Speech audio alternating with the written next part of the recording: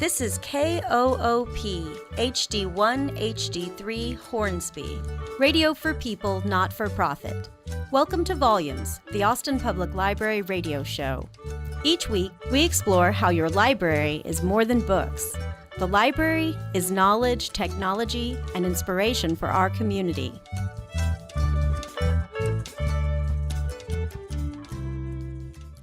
I'm Valerie Romness, the director-editor of the Challenger Street newspaper. We appreciate you listening with an open heart and an open mind.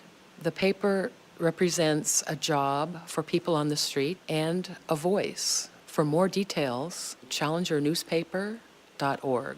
Thank you. The opinions expressed in the following stories reflect the authors and are not the opinions of Co-op Radio or the Austin Public Library. Thank you for listening. Hello, I'm John Curran, and my story is called Beachy. Little Lawrence, well, he loved that Coney Island. He loved to go there and float in his floaty. It had been so wonderful back in the day when he'd been just a little tyke, and him and Pa and Ma would all go to Coney Island together. Those were the good days when Pa had been around, and he and Ma had been in love. And then little sister would come along, and then there'd been that accident at his work. And after that, things were different, and Pa and Ma started fighting all the time. And then one day, Pa just left, and he ain't never come back. And now it's just me and Ma and little sis. We live in a different place now. It's a lot farther from Coney Island, and I miss it so. One day, me and Ma and little sis went back to Coney Island. It wasn't the same without Pa. And it was a cold day. It had started out warm, and we didn't even get around to cooking up our hot dogs there on the beach the way we always used to do. It wasn't the same without Pa. I hardly got to float at all. It got real cold all of a sudden, and we left early. It was too cold. After that, I missed Coney Island so much. We were living in the city now, Midtown, in a little apartment. Ma got a job at the donut shop downstairs. I started having to go to school every day, PS 183. I was like 7 or 8 now. My, how time flies. And I hadn't been to Coney Island in a long time. My floaty was still over there in the corner, and sometimes I would look over at it and dream that I was out there again, floating in my floaty. This one day, I just felt so sad. And Ma was home from the donut shop for a minute on her coffee break. It was a Saturday, no school, and it was springtime, busting out, getting warm already. It had been cold early. It was about 10 in the morning. I remember it all real well. Little Lawrence, said Ma, how old are you now? And I said, you know, Ma, 7 or 8. 7 or 8? And you're a big boy now, ain't you? But I know you're sad, little Lawrence, about Coney Island. My Ma, how does she know? Well, she was my Ma, I guess. You know, little Lawrence, she says, I bet if I helped you with some instructions, we could get you to Coney Island all by yourself. All by myself, Ma, says I. Yeah, she says, I'm going to make you a sign and put it around your neck and put you on the A train to Brooklyn to get you started. And doggone it, little Lawrence, you can take your floaty too and float to your little heart's content. Well, you know what? I loved my Ma right then. She was so adventurous, so I had to be too. Okay, Ma, says I. So Ma made a sign. It said, Lord, please get this little boy and his floaty to Coney Island, because his pa run off and all he wants to do is float. Signed, his Ma. P.S. His name is Little Lawrence. Well, would you believe it? That sign worked so good that I had no trouble getting all the way to Coney Island and back even. I floated all day. And what I most remember was a nice man who bought me all the candy I could eat and wanted to rub a lot of suntan lotion all over me. I didn't let him do that, though, because I really hate, that greasy kid stuff.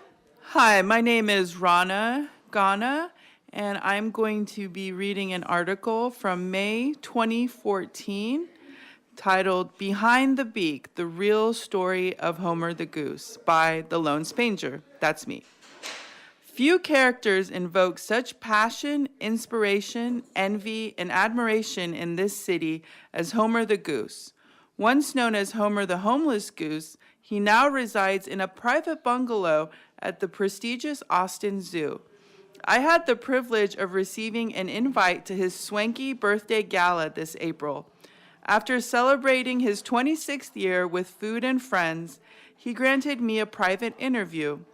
As he swam in his pool, which he does twice a day for health reasons, The world-renowned philanthropic figure spilled his deepest thoughts and musings. At first, he waxed nostalgic about his early years, describing how it felt to be in the spotlight at such a young age. Homer: I didn't realize that day when I was adopted from Callahan's that I was to be a symbol of homeless rights and reform. The family that took me in was unconventional by society's standards. They chose to live on the lake, which I thought was for my benefit, being that it was my natural habitat. I found out quickly that it was another part of their protesting campaign. I traveled all over the country, meeting important people and being an icon to the needy masses. After a nerve-wracking episode where my handlers pretended they were going to eat me, I ran away for a month. They found me stuck in the mud, and we worked through our differences. Shortly thereafter, the city of Austin granted them their social service demands, and I got readopted by a new family. I lived with them for 17 years in a conventional home. The lavish digs I have now have been gratis for the 8 years. It is due to my celebrity, and I don't try to hide the fact. My charms have, after all, granted me the two loves of my life, my two wives. My first wife, Hazel, died mysteriously after a night of passion. My second wife, Hazel, too, also died mysteriously after a night of passion. I guess my love was like a sword in more ways than one. I spend my time these days reminiscing on my lost loves, entertaining visitors with my majestic wing flapping techniques, and partaking in visits from previous family and good friends. I am a simple goose with a colorful past. My strength comes from knowing I lived a full life and took it all in stride. I had a bout with cancer last year, so I don't know what tomorrow holds anymore. I would like to think that, looking back, people will see me as Grace, dignified in goose form. I was sad to leave the zoo that day and hope to see Homer again. He is a goose among geese, every bit the personality deserving of the reputation. I hope you enjoyed this. And Homer the Goose is currently on tour with Homer's Roadshow, and thank you. Hello again, this is Rana Ghana. I'm going to be reading another article. This one is also from May 2014, and it is titled Unhealthy, Obese, and Homeless. Every day there are multiple places to eat hot food and receive non-perishable sundries to consume later if you are homeless in Austin. Numerous churches, agencies, and drop-ins offer free food to an endless stream of those in need, and unless you are suspended from services, they won't turn you away. This includes those that are obese, unhealthy, and have to monitor their food. Obesity is not a bad word, it's a fact. I see people who are obviously sick due to unchecked eating habits continue to eat everything they can get their hands on. This is normal if they are fresh in their drug or alcohol recovery, but most of those who are sick have illnesses such as diabetes that they've struggled with since childhood. Other diseases can be contracted from taking in a diet of mostly fatty or refined foods.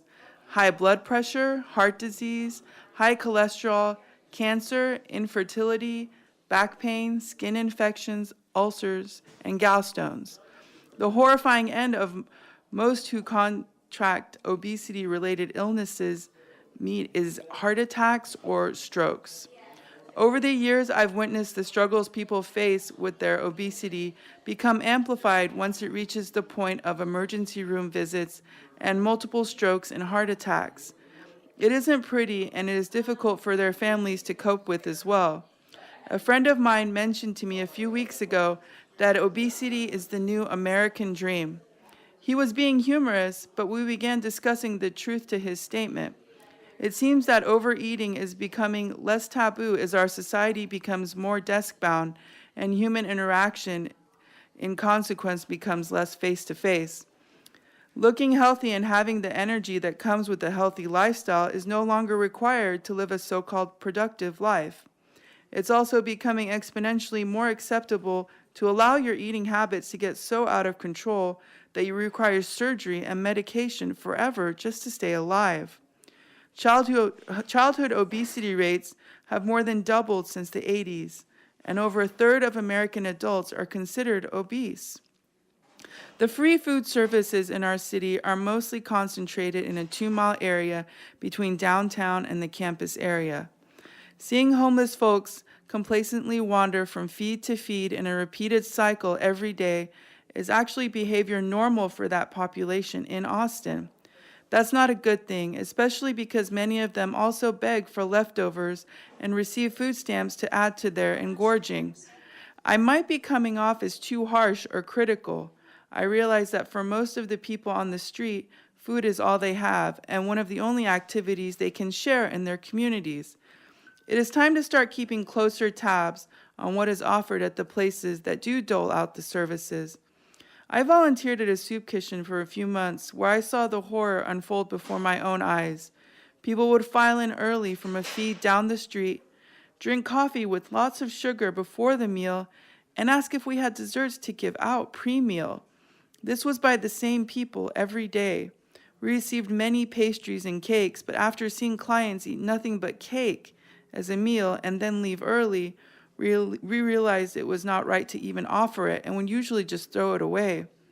Maybe this practice of just not offering unhealthy foods at places where it is served for free to the masses should become the norm. It's not asking much. Most of the homeless people I talk to really like fruit and salads. They might ask for those instead of cakes if those items were offered as freely as the cakes and sweets at most places. Just a thought.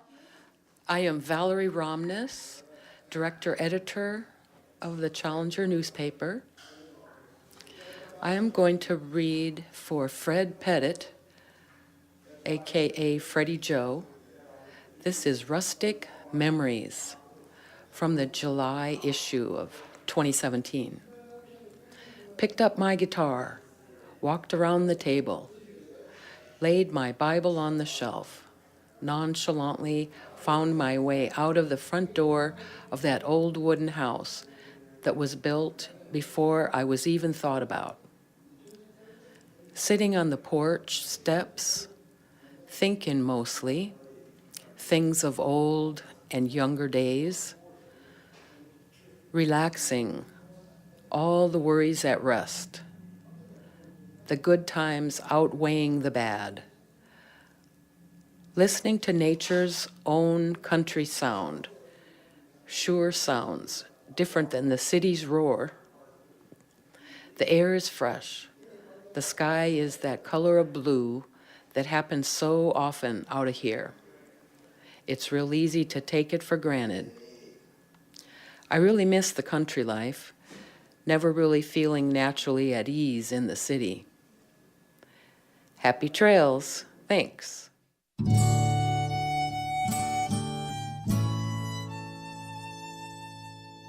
My name is Blair Parsons, and I'm a librarian at the Central Library. Each week, I highlight a selection of programs for adults that are happening around the Austin Public Library. Our full list of programs may be found on the library's events calendar. Thursday night, April 19th, the Central Library, in partnership with the Writers League of Texas, will host Third Thursday, a panel discussion that will dig into the idea of citizenship and the ways that writers approach it in their work, as well as the challenges they face when exploring this very personal and often political topic. Participating authors include Michael Knoll, Kathleen Brown, Erwin Tang, and Liliana Valenzuela. Third Thursday with the Writers League of Texas begins at 7 o'clock p.m. Thursday, April 19th in the Central Library Special Events Center. Saturday, April 21st, the Carver Branch Library will host a Learn to Code with Blockchain workshop. In this 2-hour course, participants will begin learning the basics of computer programming and how to use blockchain as a programming foundation. Learn to Code with Blockchain begins at 11 o'clock a.m. Saturday, April 21st at the Carver Branch Library. Hey there, Austin. Teen Program Specialist Michael Harley from the Downtown Central Library here. Stressing about the SATs and ACTs? On Saturday, April 21st from 1:30 p.m. to 3 p.m., Princeton Review will be visiting the Ruiz branch to get teens ready for the big pre-college tests. Teens can choose to take either a practice ACT or SAT to better familiarize themselves before testing day. More details on the SAT and ACT practice test day and additional programs can be found at library.austintexas.gov/events. This is Monica Lozano, Youth Services Librarian at the Ruiz branch. I get to highlight some of our children's programming this week. Spanish Dual Language Storytime. Recommended for ages 5 and under. All ages storytime, which uses both English and Spanish to present books, rhymes, and songs. It differs from a traditional bilingual storytime in that some material is presented in English, while other material is presented in Spanish, allowing for a natural transition between stories and activities and exposing children to both languages in an inviting environment. Please note the following dates. Thursday, April 19th, at 10:15 a.m. at the Pleasant Hill branch. This story time also includes a sign language interpreter.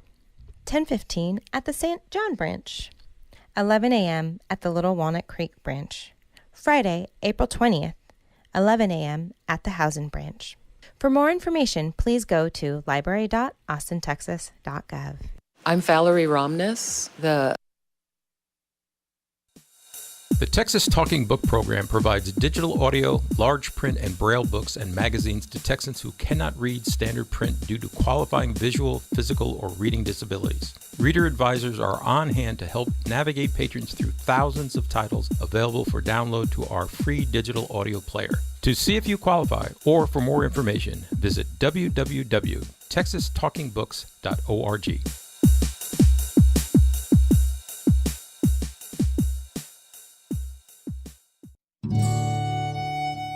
You're listening to Volumes, the Austin Public Library radio show on Co-op 91.7 FM and KOOP.org.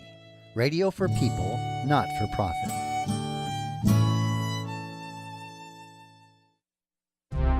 Co-op is local and shares the Austin experience with listeners all over the world. This is Rebecca Melanson. I'm the Executive Director of the Austin Independent Business Alliance. Think local, be local, buy local. I'm Valerie Romness, the Director-Editor of the Challenger Street newspaper. We appreciate you listening with an open heart and an open mind. The paper represents a job for people on the street and a voice. For more details, challengernewspaper.org. Thank you. The opinions expressed in the following stories reflect the authors and are not the opinions of Co-op Radio or the Austin Public Library. Thank you for listening. Slavery by Any Other Name by Marcellus. Slave, someone who is legally owned by another person and is forced to work for that person. A person who is strongly influenced and controlled by something. If you're reading this, you fall into one or two categories. You're a slave or you're a slave owner. I will explain. I once lived in Silver City, New Mexico, a beautiful town of beautiful people, much the same as Austin. A person who owed me some money asked me to meet him at a park so they could pay me. When I arrived, a woman I had never met walked up to my truck and dropped a joint in my seat. I was flattered by the attention, but that was not why I was there. I gave it back. I was paid, I left, and I thought nothing more of it. I had 3 small children. I was currently going through a divorce. I was planning to leave the state. I had never in my life been involved with the law. I was later called to the office of the district attorney to clear up a matter concerning a hot check that had been given to me. After concluding the matter of the check, the district attorney pulled out a baggie with a joint inside. His name was Chavez. I will never forget that moment. He proceeded to tell me that he had filmed me bringing this joint to a park where I attempted to sell it. I thought this was a joke. He was serious. Here was an elected official, a person who held a public trust, charging me with a crime that I did not commit.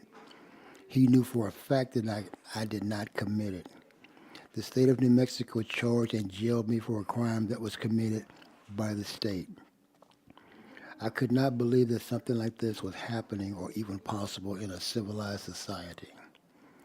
This same district attorney ordered me to meet him at a clandestine location. He had in his possession a document. It was the most hideous document that I had ever read. It was beneath repugnant. The only thing lower than that document and the person who presented it was the institution that made the two of them possible, a law school. To this day, nothing compares to it. It made Paradise Lost read like a nursery rhyme. Had I signed it, I would have voluntarily given him every legal right that I ever had. He could have legally pulled out a weapon and killed me. I would have become his personal property. I would have become the property of the state of New Mexico. I would have become a slave. It turned out that he wanted someone to infiltrate the local college and spy on the members of the football team. He wanted me to become a CI, a confidential informant, a snitch, a slave to the people of New Mexico, a slave to the people of the United States. He had help in this endeavor, a police department void of ethics, a law enforcement establishment not possessing the level of intelligence necessary to conceive the true meaning of the law as it is written or spoken, a court of no integrity. All the products of an institution that prides itself in producing illiterates to the law, spoken and written. In the history of any law school, there is not one graduate who can tell you the specific and scientific definition and meaning of the oath used to give testimony. This is the cornerstone of justice. They are not even aware of its existence. Two contradictions that allow you and me to be subjected to unspeakable horror on the part of our legal system. I was fortunate. There were two lawyers who knew what was happening. One of them was representing my soon-to-be ex-wife. With their help, I was set free. Years later, I was then confronted with the exact same recipe. It was in my hometown of Longview, Texas. A snitch, a slave, an inept sheriff department, a district attorney void of integrity, a judge that spit on the judicial code of conduct. Same antiquated legal system based on the same antiquated notions, letter of the law and Miranda. This time I saw it coming. I took precautions. I added technology to the mix. But that's another story. I will say this. I welcome the opportunity to exonerate myself. The uproar of the removal of the Confederate flag and its alleged position as being a symbol of slavery strikes me differently. That flag is not and never was a symbol of slavery. It was a battle flag. I may not agree with their politics, but the brave men who fought under that flag have rights. They fought and died for them. They earned them.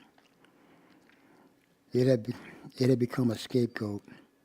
Its removal will only serve as the removal of the only barrier between what has always been the true symbols of slavery, the symbols that we refuse to face, all 51 of them. Every state that recognizes the legality of the documentation that legalizes the enslavement of its citizens to be used as confidential informers has its own flag to be now considered as the new symbol of slavery. Each star on our national flag is in turn a representation of this fact. We are a slave nation. It is legitimate by our Supreme Court. Every citizen of the United States currently not a confidential informant or slave is knowingly or unknowingly a slave owner. This acknowledgement may not come to pass during my lifetime or yours. Rest assured, the day will come when it will. If we as a people are allowed to evolve to the point where we fully understand the true meaning of the words truth, whole truth, and nothing but the truth, we face a rude awakening. God help us when that day comes. According to the oath, it is scientific fact that each time you are read your Miranda rights, you are actually being told that in a court of law, you will plead guilty simply by saying, I do. You are being verbally informed that your rights are being stripped from you. Harvard Law should know this. Their product should inform you of this. This fact applies to Texas Law School as well. Let there be no misunderstanding. This applies as well to the FBI, the Supreme Court, CI, any graduate of any accredited law school, past or present, any member of law enforcement, any capacity, any agency. According to the oath used to give testimony to scientific fact, collectively their physical knowledge of the law, spoken and written, is incapable of giving rival to the same idea in the mind of a simian. They are all, by definition, bullies. They have in common four traits common to all bullies. Truth. A bully knows only to bully. Whole truth. A bully cannot read. Nothing but the truth. A bully is unwilling to learn. True. A bully is a coward. Hello, I'm David Fields. I'm a writer for the Challenger Street newspaper here in Austin, Texas, and I'm going to be reading one of my articles from last year in August called Something to Do. You know, homeless people are basically the same as everyone else. We just live differently. Yes, people react to us differently. Some good, some great, and some not so good. I'm sure you've wondered about it from time to time, haven't you? Different people see us differently, due in part to the many varied beliefs, attitudes, and personalities. The public's perception of homeless people is largely due to the group of us that spend their days asking for a handout or walking around staring at the ground hoping to find scraps of blunts and joints. Then, of course, there's the ones that want to steal anything they can get their hands on. A lot of homeless people have talents they could utilize to provide some kind of income for themselves. Some are what could be called craftsmen. Some are actually good artists. Some are musicians, writers, and such. The talents are out there, but as we all are well aware of, the reality is we, the homeless, have very few actual places we're able to be around here where we can sit down comfortably, pursue a hobby, and not be asked to move along by the police, a store owner, a manager, or another city or state employee. Instead of spending the thousands and millions of federally funded money the city of Austin, Texas has available on essentially unneeded improvements on the Austin Convention Center and other facilities, why is it never considered to provide places for the many homeless residents here to have a comfortable place to frequent and get their hobby or trades on? As we complete projects, we'll need a venue to sell them also. We need to band together and bring on this issue to the attention of those in charge. The city in large would be a happier, smoother running place. Think about it, folks. This would work on so many levels. The homeless sector's self-worth and esteem would improve. They would gain an avenue for income, and along with their new means of income, they would begin buying the things they were unable to attain before, which translates to their money being input back into the economy. And wouldn't that make the so-called large in charge people happy? Isn't that what they're shouting about a lot of the time? The crime rate most likely would drop. The sour attitudes would dwindle. The pointless confrontations would begin diminishing. The jail population would have to thin out. Need I go on?